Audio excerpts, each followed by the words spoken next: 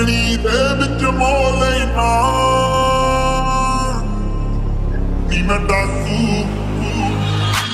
ਨੀ ਮੈਂ ਡਾਕੂ ਇੱਕ ਨੰਬਰ ਦਾ ਹਾਂ ਜਿਹੜੀ ਚੀਜ਼ ਤੇ ਅੱਖੇ ਉਹ ਖੋ ਲੈਣਾ ਨੀ ਮੈਂ ਡਾਕੂ ਇੱਕ ਨੰਬਰ ਦਾ ਹਾਂ ਜਿਹੜੀ ਚੀਜ਼ ਤੇ ਅੱਖੇ ਉਹ ਖੋ ਲੈਣਾ